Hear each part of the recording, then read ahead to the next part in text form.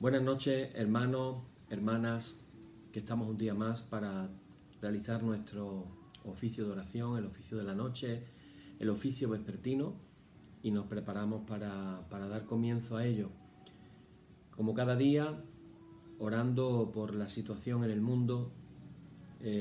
Hoy escuchábamos noticias del director de la Organización Mundial de la Salud que nos decía que parece que la pandemia va para mucho tiempo, y cuando miramos los números de los diferentes países y en qué situación están, nos damos cuenta de que vemos muy poca mejoría y al contrario podemos pensar que la cosa se está complicando cada vez más. El otro día decía un alto cargo americano que la pandemia en Estados Unidos se estaba desbordando de una manera alarmante. Y en ello estamos, escuchando noticias de personas fallecidas por todo el mundo, cómo los números van creciendo. Y también vemos cómo en diferentes lugares se están confinando, lugares que estuvieron confinados vuelven nuevamente al confinamiento. Es muy probable que en España vayamos de la misma manera pronto al confinamiento nuevamente. Posiblemente están hablando de cuando pase las vacaciones de verano. Surgen las incógnitas: ¿qué va a pasar con nuestros niños, los estudiantes que tienen que regresar al colegio? ¿Cómo va a ser? ¿Cómo se va a plantear? Y la verdad es que seguimos viendo demasiada improvisación en todas las cosas que se están haciendo. Así que, hermanos, tenemos que orar y tenemos sobre todo que agarrarnos fuertes del Señor. Estaba recordando cuando empezábamos nuestros primeros oficios allá por el mes de marzo, y me acordaba de aquella reflexión acerca de cómo saldríamos después de este tiempo de estado de alarma, como se llamó en España, y donde nos dijeron que iba a ser por 2 semanas. Y las 2 semanas se fueron alargando y alargando y alargando y se convirtieron en varios meses. Y nos seguimos haciendo la misma pregunta: ¿estamos cambiando o seguimos igual? Y, hermanos, considero que una de las cosas que nos tenemos que plantear es hacer un análisis crítico de cada uno en particular. ¿Cómo está nuestra relación con Dios? Estamos tratando el tema del credo apostólico y hoy vamos a hablar de la primera frase. Ayer vimos a vista de pájaro el credo romano, que es el credo de la Comunidad de Roma, donde se plantea el origen del credo apostólico. Y hoy vamos a hablar de una simple frase. Vamos a hablar de la frase primera, que dice: creo en Dios Padre Todopoderoso. Presentamos al Señor esta reunión y pedimos que Él sea el centro de ella. Queremos santificarla. Como veis, yo tengo la costumbre de encender unas velas y es como una manera de decir: ahora este tiempo es tuyo, Señor. Este tiempo es exclusivo para ti. Este tiempo quiero que seas tú el centro de mi vida. Y queremos hacerlo, hermano, poniéndolo en oración. Así que vamos a hacer una oración. Allí en tu casa te puedes unir conmigo. Las personas que están viendo este vídeo grabado, a lo mejor mañana o en cualquier otro momento, en este preciso instante yo te aconsejo que, como digo todos los días, que tengamos preparado un papel, un lápiz, la Biblia, tenerla a mano para poder hacer anotaciones y para poder ir leyendo juntamente conmigo. Y en este tiempo yo te voy a invitar para que tú también ores en tu casa, que nos unamos todos en oración. Como decía Jesús: cuando hubiera 2 o 3 reunidos en mi nombre, allí estaría Él en medio de nosotros. Así que nos unimos ahora en oración diciendo: Padre, que estás en el cielo, santificado sea tu nombre. Gracias por tantas cosas buenas que has dado a nuestra vida. Te damos las gracias también, Señor, por las cosas que no comprendemos. Te damos las gracias, Señor, por las cosas que te hemos pedido y no nos has dado, sabiendo que nuestra vida está en tus manos. Y ahora, Señor, queremos estar en tu presencia. No nos queremos quedar en la orilla mirando desde lejos. Queremos seguir tu consejo, queremos bogar mar adentro, queremos profundizar en nuestra fe, queremos profundizar en nuestra relación contigo. Queremos, Señor, acercarnos a ti con la confianza plena de que cuando nos acercamos a ti, tú te acercas a nosotros. En el nombre de Jesús, amén. Y comenzamos con nuestra liturgia como cada día diciendo: en el nombre de nuestro Señor Jesucristo sea luz y paz. Amén. Desde el nacimiento del sol hasta donde se pone, sea el nombre del Señor alabado. Sea el nombre del Señor bendito desde ahora y para siempre. Oh Dios, cuyo nombre es bendito desde la salida del sol hasta su ocaso, llena de ciencia nuestros corazones y abre nuestros labios en tu alabanza, para que como eres bendito con el debido honor por todos los siglos, así seas alabado de oriente a occidente por todas las naciones. Amén. Por tu misericordia, oh Dios nuestro, que eres bendito y vives y gobiernas todas las cosas por los siglos de los siglos. Amén. Y decimos el número 3 de nuestra liturgia, que dice: ensálzate, oh Dios, sobre los cielos, y sobre toda la tierra sea ensalzada tu gloria. Oíd el resumen que el divino Maestro ha hecho de los mandamientos de Dios. Amarás al Señor tu Dios con todo tu corazón y con toda tu alma y con toda tu mente. Este es el primero y el grande mandamiento, y el segundo es semejante a este: amarás a tu prójimo como a ti mismo. De estos dos mandamientos pende toda la ley y todos los profetas. Y a nosotros, discípulos suyos, nos ha dado Jesús un mandamiento nuevo, diciéndonos: este es mi mandamiento, que os améis los unos a los otros como yo os he amado. En esto conocerán todos que sois mis discípulos, si tuvierais amor los unos con los otros. Y oramos todos juntos diciendo: Señor Jesucristo, sin cuyo auxilio nada podemos hacer, mora en nosotros y capacítanos con tu gracia, para que llevando mucho fruto podamos glorificar al Padre Celestial. Amén. Hermanos muy amados, reconociendo con sinceridad cuán lejos estamos de haber cumplido fielmente la voluntad del Señor, nos humillamos ahora en su presencia y con un corazón contrito le confesamos todas nuestras culpas y transgresiones, con la confianza y la seguridad de que Él va a oír nuestra súplica. Y oramos todos juntos diciendo: Padre omnipotente y misericordioso, la confusión y la vergüenza no nos deja levantar nuestro rostro en tu presencia. Por eso, con humildad y dolor de corazón, confesamos que nos hemos desviado de tu sendero y como ovejas perdidas hemos andado descarriados fuera de tus caminos. Hemos seguido desordenadamente las intenciones y deseos de nuestro propio corazón. Hemos roto tus santos mandamientos. Además de no hacer lo que debíamos, hemos hecho lo que no estaba bien hacer. Por eso, Señor, ten misericordia de nosotros, pobres pecadores. Perdona, oh Dios, a los que confiesan sus culpas, restaura a los que se arrepienten, según tus promesas declaradas a toda la humanidad en Jesucristo nuestro Señor. Amén. Y el Señor Jesucristo, que tiene la potestad de perdonar pecados sobre la tierra y que no desecha al pecador que a él acude para salud, oiga vuestros ruegos, perdone todos vuestros pecados y os conceda su Santo Espíritu para que vuestra vida sea de aquí adelante pura y santa, hasta que seáis recibidos en el goce de su eterna gloria en las mansiones del Padre Celestial. Amén. Señor, abre nuestros labios y nuestra boca anunciará tu alabanza. Y vamos a leer un salmo, que es el salmo número 56, un salmo muy bonito, que dice de la siguiente manera. Lo vamos a leer completo, tiene 13 versículos y lo vamos a leer completo. Y dice así, este salmo maravilloso, dice: Ten misericordia de mí, oh Dios, porque me devoraría el hombre, me oprime combatiéndome cada día. Todo el día mis enemigos me pisotean, porque muchos son los que pelean contra mí con soberbia. En el día que temo, yo en ti confío. En Dios alabaré su palabra. En Dios he confiado, no temeré. ¿Qué puede hacerme el hombre? Todos los días ellos pervierten mi causa. Contra mí son todos sus pensamientos para mal. Se reúnen, se esconden, miran atentamente mis pasos como quienes acechan a mi alma. Pésalos según su iniquidad, oh Dios, y derriba en tu furor a los pueblos. Mis huidas tú has contado. Pon mis lágrimas en tu redoma. ¿No están ellas en tu libro? Serán luego vueltos atrás mis enemigos el día en que yo clamare. Esto sé, que Dios está por mí. En Dios alabaré su palabra, en el Señor su palabra alabaré. En Dios he confiado, no temeré. ¿Qué puede hacerme el hombre? Sobre mí, oh Dios, están tus votos. Te tributaré alabanza, porque has librado mi alma de la muerte y mis pies de la caída, para que ande delante de Dios en la luz de los que viven.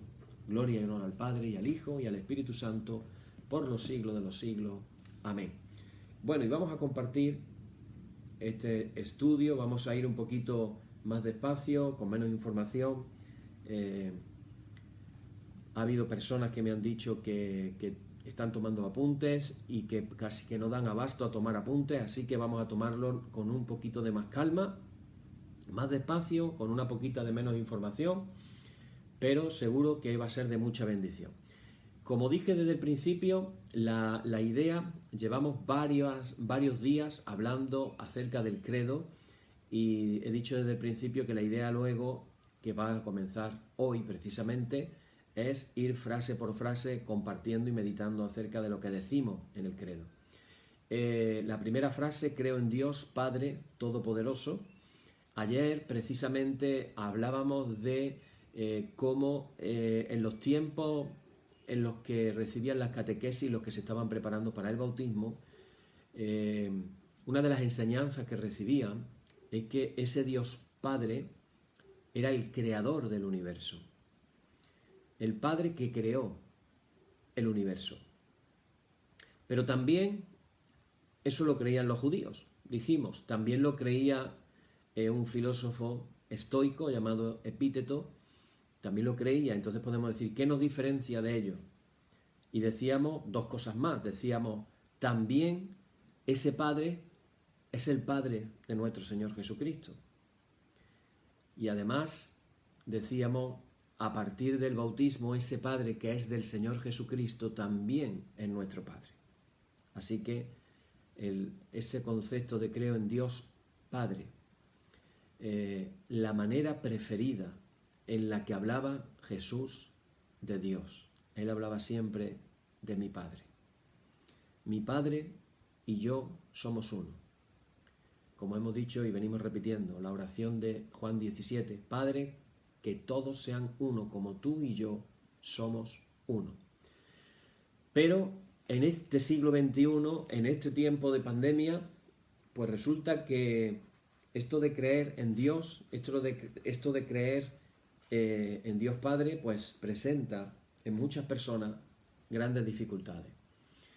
Hay un versículo que ya nos advierte en el Evangelio de Juan, capítulo 1, versículo 18, que dice, a Dios nadie le vio jamás. Se cuenta una historia en el libro de Éxodo de cómo Moisés tenía el ansia viva de ver a Dios y se lo pidió. Y entonces Dios le dio, por decirlo de alguna manera, Dios le dio a Moisés una oportunidad que no le ha dado a ningún ser humano. Estamos hablando en el Antiguo Testamento y estamos hablando del Dios Padre. No se la ha dado a ningún ser humano. Entonces Dios le dijo, mira, te vas a meter en la hendidura de una roca y cuando yo pase delante de ti no vas a mirar y cuando yo te dé la espalda entonces vas a poder tener un vislumbre de quién soy yo. Esa fue la oportunidad que Dios le dio a Moisés. Más tarde se cuenta la historia de que Miriam, la hermana de Moisés, y Aarón estaban discutiendo de por qué tenía que ser Moisés el líder. En cierta manera, estaban cuestionando el liderazgo de Moisés. Y eso a Dios le enfadó muchísimo. Y entonces Dios da una respuesta y les dice lo siguiente. Les dice, a los profetas yo me revelaré en sueños y en visión. Le dice Dios a la gente, sobre todo a Aarón y Miriam. Dice, pero no así con mi siervo Moisés.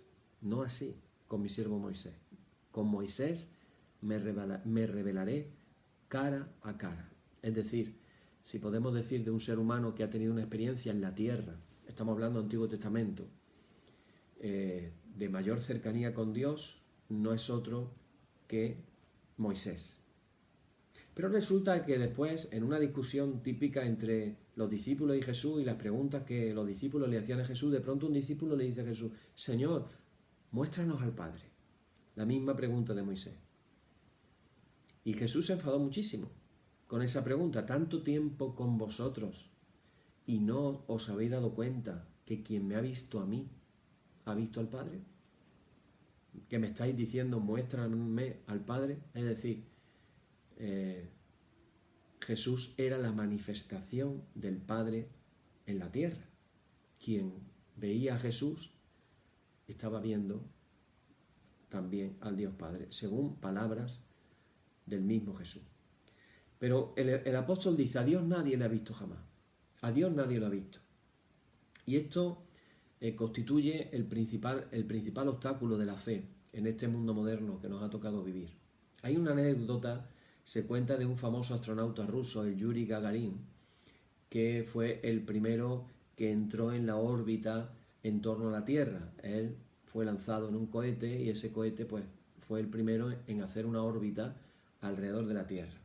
Bueno, el hombre era ruso, en Rusia en esa época no se permitía otra cosa que no fuera el ateísmo, con lo cual lo que dijo pues tampoco era tan sorprendente que lo dijera un ruso en aquella época en Rusia.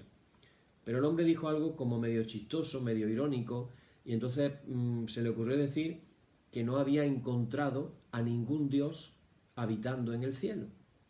A Dios nadie le ha visto jamás.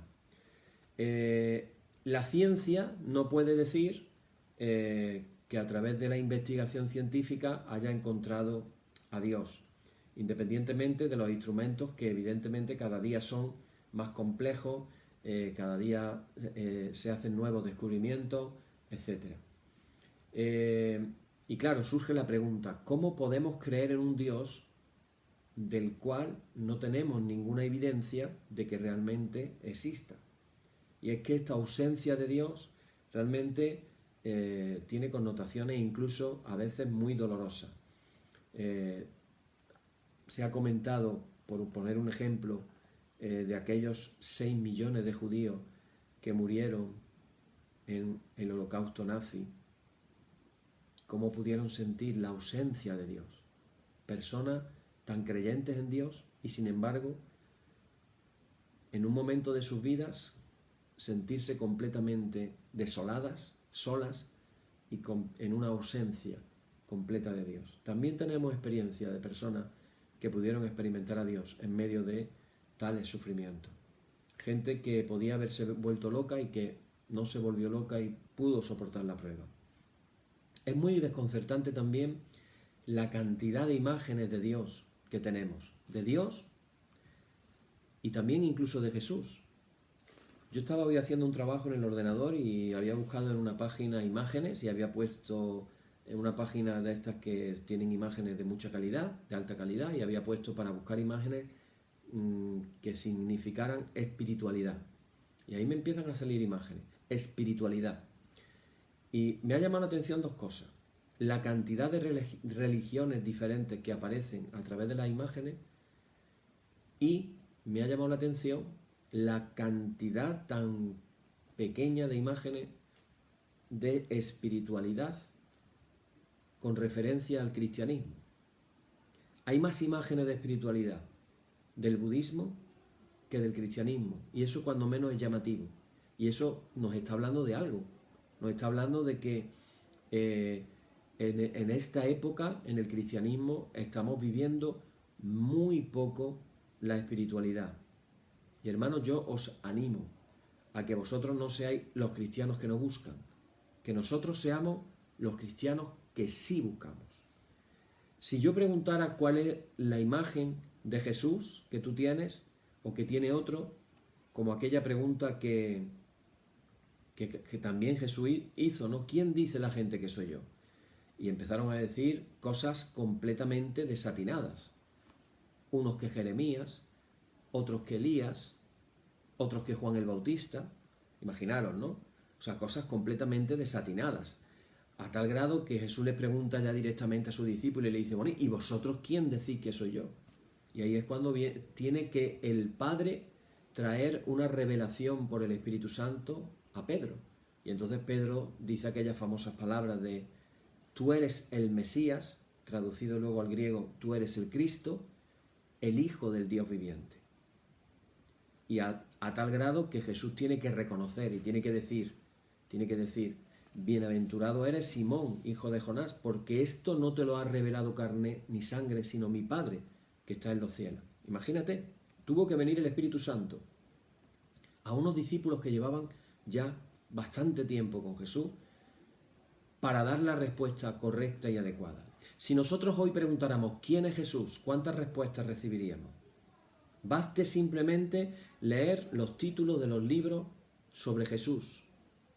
Y vamos a ver que hay un Jesús revolucionario, que hay un Jesús poeta, que hay un Jesús mago de Egipto, porque la infancia la pasó en Egipto, hay un Jesús, en fin, judío. Fíjate, hay hasta un libro de un autor de renombre que le ha puesto al título del libro Jesús el judío, de apellido Bernes. No recuerdo ahora el nombre, pero el apellido es Bernes. Bernes dice algo tan profundo como que Jesús era judío. Imaginaros al punto al que hemos llegado en esta sociedad. Cuando uno lee las vidas de Jesús, que empezaron a escribirse sobre todo a final del siglo XIX, y empieza a darte cuenta de la diferencia tan grande de unos y de otros acerca de la vida de Jesús, pues te das cuenta de que no existe una misma visión, no existe una unanimidad. Y Jesús dice algo muy importante en ese capítulo 16 del Evangelio de Mateo. Jesús habla de que el fundamento, sobre ese fundamento que en la Iglesia Católica se ha interpretado como que Pedro es el fundamento de la Iglesia, porque tú eres Pedro y sobre este fundamento, es decir, se ha interpretado como que el fundamento es Pedro, pero luego vemos en los escritos, otros escritos del Nuevo Testamento, que el fundamento no es otro que el mismo Jesús. Entonces, el fundamento de nuestra vida es qué pensamos nosotros, qué creemos nosotros acerca de Jesús. Y estamos en una sociedad en la que hay multitud de imágenes diferentes. A tal grado que eso se convierte en ocasiones hasta en un escándalo para muchas personas que dicen no saber en qué creer o en quién creer. A esto le sumamos la pregunta típica, y la pregunta que estamos viviendo en el coronavirus. Si Dios existe, ¿cómo permite esta pandemia en el mundo? Esta es la pregunta del millón. Si Dios existe, ¿cómo permite esta pandemia? Que ya hemos iniciado al principio diciendo, esto no va a menos, está yendo a más. Más gente contagiada, más gente, empezábamos con edades superiores a los 60, pero ya la edad va bajando cada vez más y ahora resulta que cada vez está habiendo más jóvenes contagiados, jóvenes que están falleciendo también, confinamiento, y esto es a nivel enfermedad, a nivel salud, pero si nos paramos a pensar a nivel económico, ya hoy el presidente del gobierno nuestro ha dicho que por lo menos hasta finales del año 2023 en España no vamos a salir de la crisis. Y esto nos hace recordar la crisis anterior. En la crisis anterior de 2007-2008 también nos dijeron que en la crisis saldríamos, en aquella ocasión dijeron, unos meses después.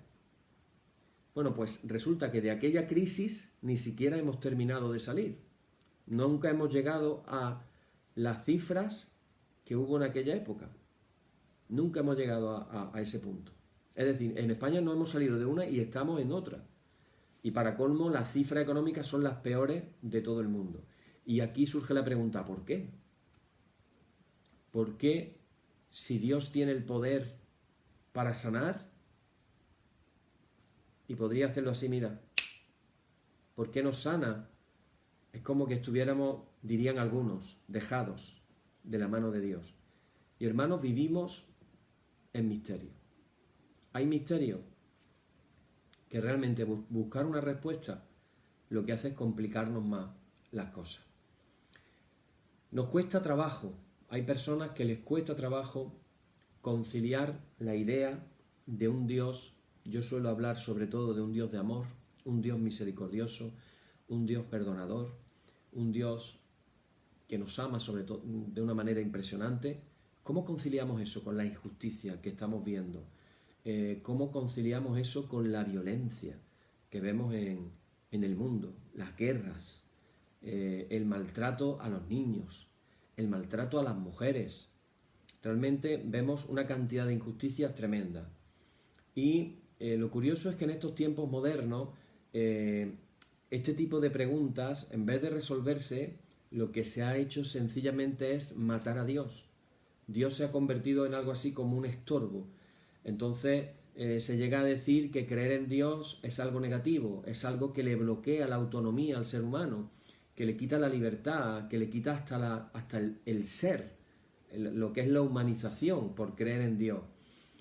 Hay personalidades ilustres que están diciendo este tipo de cosas, entendiendo que la negación de Dios es la solución o la premisa para la humanización del mundo, es decir, dice justamente lo contrario. Pero es fácil demostrar que el ateísmo realmente no consigue cumplir con esa falsa esperanza liberadora que dice poseer, pero que luego vemos que no es verdad. Realmente la divinización del ser humano, es decir, cuando el hombre quita a Dios del trono y se sienta en el trono de Dios, resulta que en vez de humanizarnos nos deshumanizamos, todo lo contrario. ¿Y sabéis por qué? Porque la tendencia del ser humano es que todo espacio que está desocupado por Dios se nos llena de ídolos. Por eso vivimos en unos tiempos donde estamos en el siglo XXI, estamos formando nuevos ídolos. Vemos, por ejemplo, perdónenme por lo que voy a decir, porque yo sé que hay jóvenes, sobre todo jóvenes, que no van a estar de acuerdo conmigo, pero entenderme que lo que voy a decir tiene bastante lógica. Le han dado el premio al mejor compositor a un personaje del reggaetón que cuando uno escucha las letras, pues uno se queda completamente perplejo y atónito, porque ni hay poesía, ni hay nada que digas tú valores humanos y sobre todo el papel en el cual queda la mujer. La mujer es algo así como un objeto que para lo único que sirve es para darle placer al hombre, y no me refiero al hombre como humanidad, sino al hombre en particular. Y una música y un tipo de letras que tú dices, bueno, pues si esto se valora por nuestra sociedad, o esto da dinero, o esto se sigue, y da igual lo que la persona diga, ¿qué van a tener nuestros hijos o nuestros nietos en el caso de los que somos ya abuelos? ¿Con qué se van a encontrar? Pues no me lo quiero ni imaginar si tenemos en cuenta este tipo de cosas. Hablando de la primera frase, creo en Dios, creo en Dios, Padre Todopoderoso, tenemos que ser realistas y ver que la fe en Dios no contiene realmente ninguna evidencia. Finalmente, al final del todo, es una decisión que toma cada ser humano. Decido creer o decido no creer. Pero en este tiempo de la posmodernidad en el que nos encontramos, en el siglo XXI, repito que la fe se ha desvalorizado o incluso se ha privatizado. La idea es que cada cual ahora tiene el derecho a creer lo que él quiera creer en el Dios que quiera creer de su propia y personal elección. Claro, imaginaros en la época en la que se comenzó a orar el credo por el cual personas dieron su vida. Imaginaros, como decíamos el otro día, simplemente por la confesión de Jesús es el Señor, no el César es el Señor. Muchos fueron a los circos para ser comidos por la fiera, o para ser quemados vivos, o para ser crucificados, simplemente por eso. Yo me pregunto, ¿qué pasaría si eso nos pasara a nosotros hoy? ¿Cuán sólida es nuestra fe?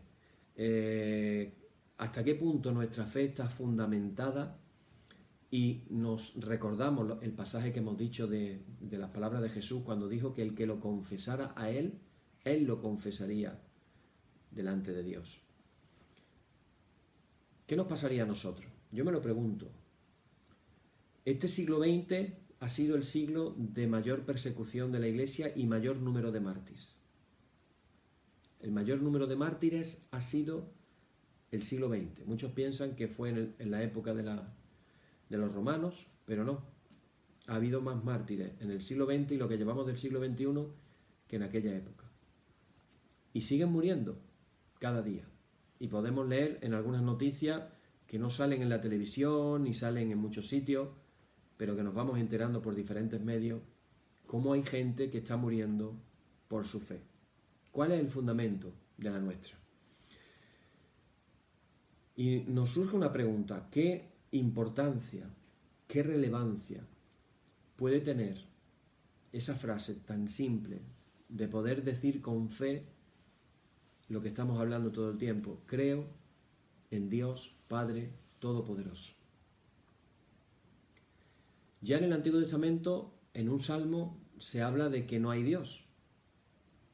En el Salmo 14, versículo 1. Pensamos que esto del ateísmo es un invento nuestro, pero ya en el tiempo de los salmos, hace unos pocos de siglos de aquello, ya se dice que la gente insensata, los insensatos dicen no hay Dios. Lo dice el Salmo.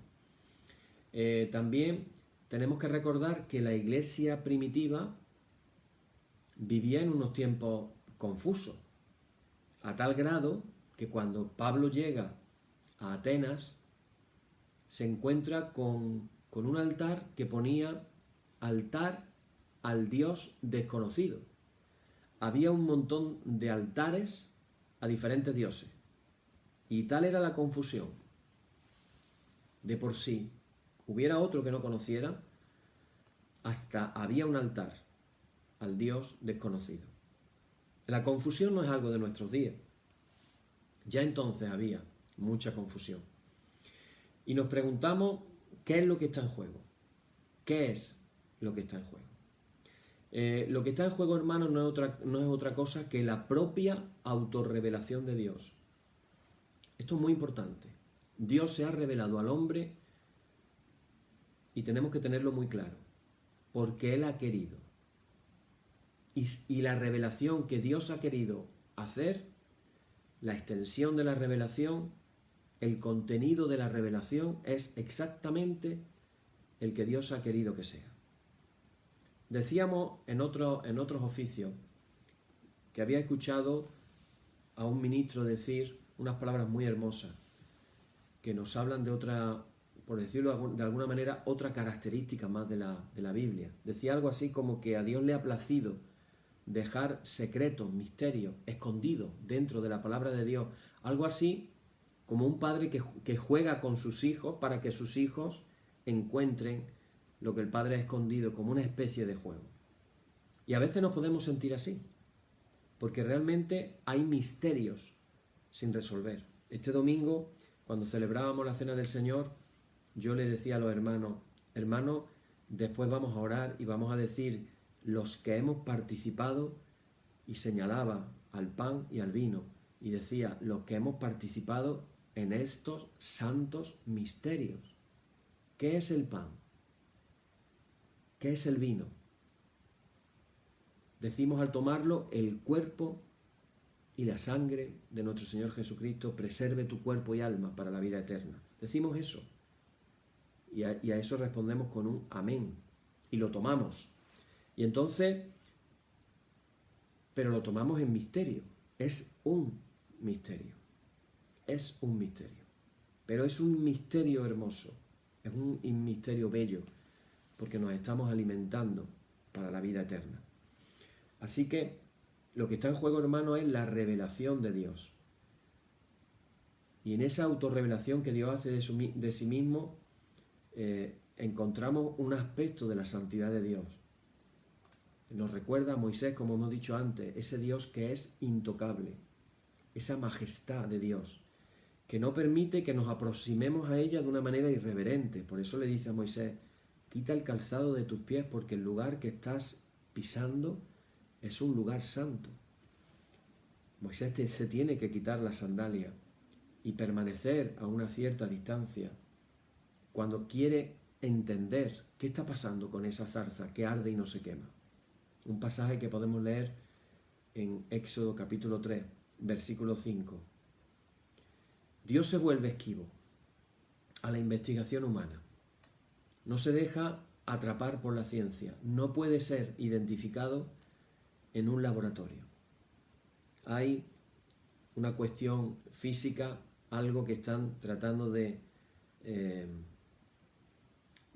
atrapar en un laboratorio evidentemente muy especial, en un laboratorio que es un acelerador de partículas. No vamos a entrar en detalles, pero tiene kilómetros, en una cosa como una especie de túnel que tiene kilómetros de recorrido y que, como su nombre indica, lo que hacen es acelerar las partículas a unas velocidades increíbles, y decían de haber atrapado una partícula a lo que le llamaban la partícula de Dios, como diciendo, esto es el principio de los principios o algo así. Pero hermano, a Dios no lo podemos atrapar, ni con nuestros pensamientos, ni con nuestros razonamientos filosóficos, ni siquiera con la ciencia. No tenemos, por decirlo de una manera, vamos a decir simple, no existe un anzuelo adecuado para capturar a tal pescado. Así que todas las metodologías van a fracasar cuando estamos tratando de Dios.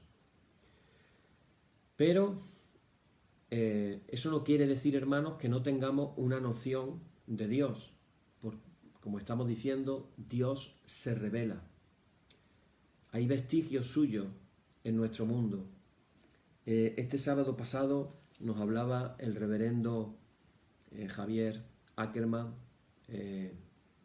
el rector de la iglesia en Vigo, de nuestra iglesia, y él nos hablaba de la maravilla que es el cuerpo humano, y en concreto nos hablaba de los millones de neuronas que hay en el cerebro. Pero también se hablaba de las neuronas que hay en el corazón. Pensamos que las neuronas están en el cerebro y en el sistema nervioso, pero también hay en el corazón. Y también hablaba de las neuronas que hay en el sistema digestivo. Y nos hablaba de la relación que hay en estas neuronas, y realmente es algo admirable. Cuando nos ponemos a mirar el universo, exactamente nos quedamos sobrecogidos ante la inmensidad de que pensamos que es grande, pero los científicos, con mejores telescopios y mejores cálculos y mayores y potentes ordenadores, van descubriendo que es mayor todavía de lo que se pensaba. Pero cuando nos vamos al mundo micro y empezamos a ver las cosas a través de los microscopios potentes, nos damos cuenta de que el mundo micro también es espectacular. Y cuando nos damos cuenta de los diseños, cómo hay diseños en el mundo micro y en el mundo macro, y dices tú, esto ha tenido que tener una mano creadora.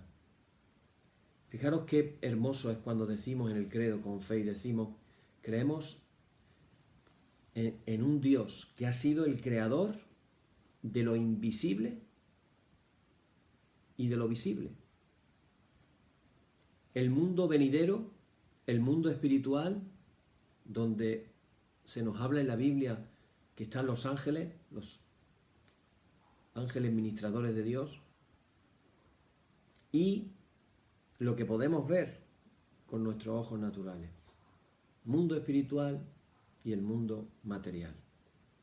Así que la autorrevelación de Dios en todas estas cosas no podemos negarla. Cuando tú vas a una playa y te quedas simplemente mirando la playa y mirando el mar o mirando el fondo si el agua es transparente y bonita, yo veía unas fotos de un amigo que está en Mallorca y el azul del mar era espectacularmente bonito, un azulón, precioso. O cuando subes a lo alto de una montaña y respiras ese aire más limpio, más fresco, y puedes ver al horizonte, o te pones a mirar el cielo o las estrellas de noche, tienes una sensación de inmensidad divina que no podemos negar, la existencia de Dios. Ese Dios que es el Padre creador de todas las cosas. Así que podemos descubrir maravillas y podemos fascinarnos en las cosas que vemos.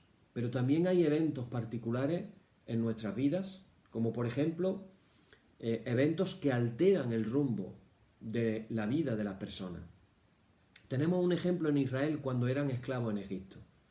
Y de pronto ellos estaban orando y estaban clamando a Dios, y Dios dice que escuchó sus clamor. Y la respuesta de Dios a ese clamor fue la liberación. Y pasaron de ser un pueblo esclavo a ser un pueblo libre. Dios intervino en la historia. Hay muchas ocasiones en las que podemos ver cómo Dios interviene en la historia en favor del hombre. También vemos que Dios interviene en la historia, sobre todo en el Antiguo Testamento podemos ver intervenciones de Dios en el cual suceden cosas como cuando se nos cuenta la cuestión del diluvio, que entramos en el terreno del misterio. ¿Por qué? En la palabra que nos surge. Pero ahí está la historia. Una historia que aparece en la Biblia, pero que aparece también increíblemente en muchas otras culturas a lo largo de toda la tierra. Tanto en culturas orientales cercanas a Israel, como sería por ejemplo la epopeya de Gilgamesh, famosa, donde se habla de un diluvio, pero también en los indios de Norteamérica se habla de un diluvio, pero también en la India se habla de un diluvio. En muchas culturas encontramos el diluvio. Cosas en las que vemos que Dios ha intervenido a nivel global o a nivel general o a nivel de pueblo. Pero también, hermanos, cuando miramos en nuestra vida cristiana y la reinterpretamos desde el punto de vista de la luz de la verdad de Dios, nos damos cuenta de que Dios está también con nosotros. Por eso Pablo dijo, si Dios está con nosotros, ¿quién contra nosotros? El salmo que hemos leído hoy, el Salmo 56, es un salmo de David titulado Oración de confianza.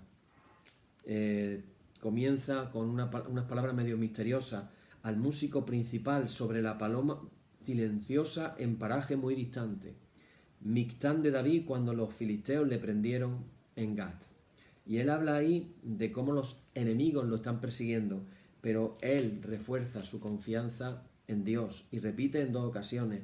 Él dice en 2 ocasiones, esto sé, que Dios está por mí.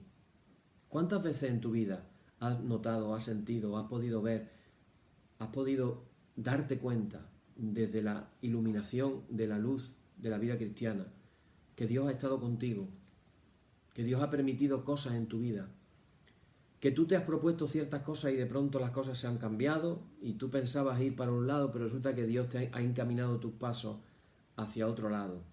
Y luego miras hacia atrás y dices tú, y te preguntas, ¿y qué habría pasado? ¿Qué habría pasado si yo me hubiera empeñado en mis propios planes y no hubiera sido sensible a los planes de Dios? En varias ocasiones yo he compartido cómo en mi trabajo tenía que viajar mucho, conducir en el coche en muchas ocasiones, y en varias ocasiones, en la época que no había GPS, ya sabéis que a los hombres no nos gusta mirar los mapas, no nos gusta preguntar. Si vamos con una mujer, la mujer te va a decir todo el tiempo, pregunta, y tú, que no, que ya sé, que ya voy a llegar, y ella cuando te vuelves a perder otra vez, pregunta. Y en ese momento preguntas, y oh sorpresa, le has preguntado al único del pueblo que no sabe dónde es. Y entonces como que, y ahora miras a tu mujer y dices, ¿ves lo que, como yo te decía, mejor no preguntar? Bueno, en esos tiempos sin GPS, ir por la carretera y equivocarte. Y tirar por otra carretera. Y darte cuenta a los 10 minutos y volver de nuevo a la carretera. Ir detrás de un coche 10 minutos antes. Hay uno en concreto que me viene ahora a la mente, me ha pasado varias veces. Un Mercedes, impresionante, de los grandes. Salirme yo de la carretera y equivocarme, volver a entrar, y cuando entro me encuentro al Mercedes boca abajo que acababa de tener un accidente con otro coche. Resulta que otro coche se había saltado de la autovía, le había chocado de frente al Mercedes y ahí salían los dos, y yo iba justo 10 metros detrás del Mercedes. Lo lógico habría sido que me hubiera chocado con el Mercedes también. Pero Dios lo sabe todo y Dios nos libra. ¿Y por qué lo hace? Pues no lo sabemos. Pero hay intervenciones de Dios en nuestras vidas. Una de las cosas más maravillosas, pienso, cuando estemos cara a cara con Dios, y podamos saber toda la verdad va a ser el ser plenamente consciente de cómo Dios nos ha guardado de peligros, cómo Dios nos ha ayudado sobrenaturalmente.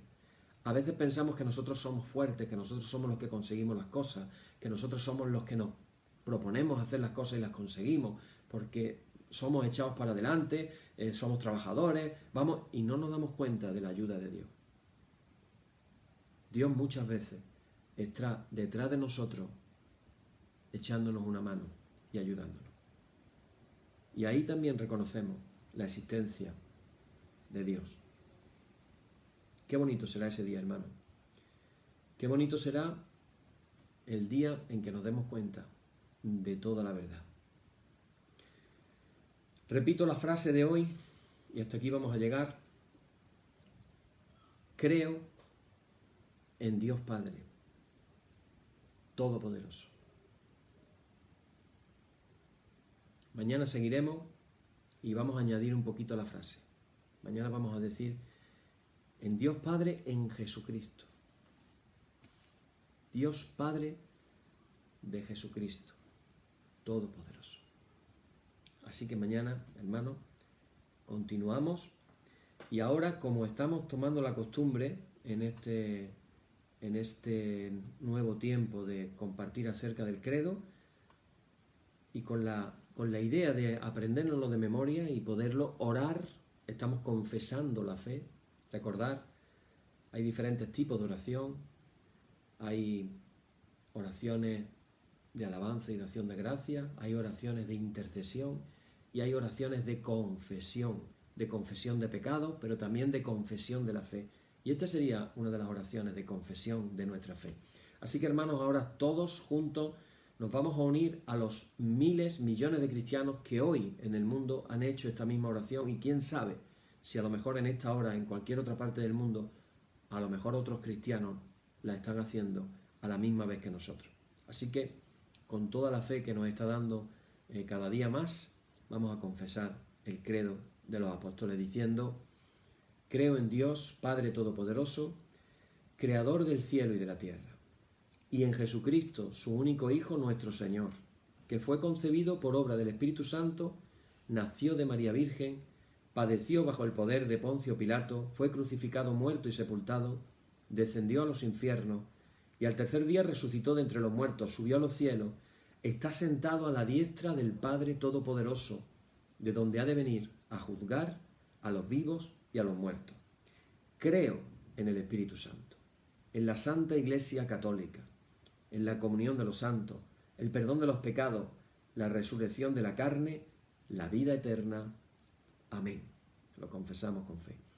Y seguimos haciendo ahora esta oración que algunos dicen tiene su origen en ese publicano que estaba en aquella esquina del templo y que no era capaz ni de levantar la cabeza, mientras que un fariseo en otro lugar estaba haciendo su oración. Y en esa oración decía las siguientes palabras que vamos a repetir nosotros ahora. Y después vamos a orar la oración que Jesús nos enseñó que orásemos. Así que decimos ahora: Señor, ten misericordia de nosotros. Cristo, ten misericordia de nosotros. Señor, ten misericordia de nosotros. Padre nuestro que estás en los cielos, santificado sea tu nombre. Venga tu reino, y hágase tu voluntad como en el cielo, así también en la tierra. El pan nuestro de cada día, dánosle hoy, y perdónanos nuestras deudas, así como nosotros perdonamos a nuestros deudores, y no nos dejes caer en la tentación, mas líbranos del mal. Amén. Líbranos del mal y confírmanos en tu temor, con toda obra buena, oh Trinidad, Dios nuestro, que eres bendito y vives y gobiernas todas las cosas por los siglos de los siglos. Amén. Señor, muéstranos tu misericordia y danos tu salud. Llena a tus ministros de virtudes y da alegría a tu pueblo escogido. Acuérdate siempre de esta congregación y de todas las congregaciones cristianas en el mundo que tú has poseído desde el principio. Oh Dios, purifica nuestros corazones y no quites de nosotros tu Santo Espíritu. Por la tarde, de mañana y al mediodía, justo eso, Señor, que te alabemos. Señor Dios omnipotente, que de la tarde, la mañana y el mediodía has hecho un día solo y has mandado al sol que conozca su ocaso. Abre, te rogamos, las tinieblas de nuestros corazones, y brillando tú en ellos, te conozcamos como Dios verdadero y luz eterna. Amén. Por tu misericordia, oh Dios nuestro, que eres bendito y vives y gobiernas todas las cosas por los siglos de los siglos. Amén. Antes de terminar, quiero hacer una oración especial. Estaba hablando esta tarde con un clérigo, un presbítero en Colombia, un chico joven, y me cuenta que está contagiado de coronavirus. En Colombia está la cosa muy mal y en los medios económicos no son igual que en España, y además allí pues no tienen la seguridad social que tenemos nosotros, y me contaba pues que tenía que comprar un medicamento y no tenía el dinero para comprarlo. Yo, hermanos, quiero que oremos esta noche por este chico. Vamos a pedir por él y lo vamos a hacer ahora mismo. Padre, te pedimos por Juan, te pedimos, Señor, que tú le proveas de todo lo que él necesite.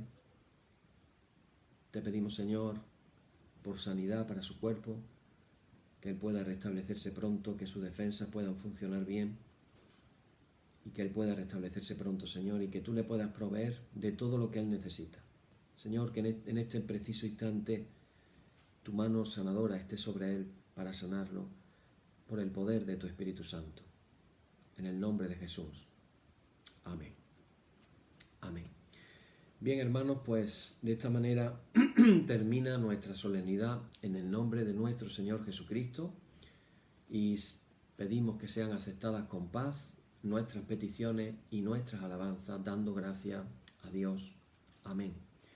Y la paz que al subir a los cielos dejó Jesús a sus discípulos, sea siempre con vosotros en toda su plenitud, y la bendición del Dios Padre omnipotente, y del Hijo, y del Espíritu Santo, descienda sobre vosotros y more en vosotros eternamente.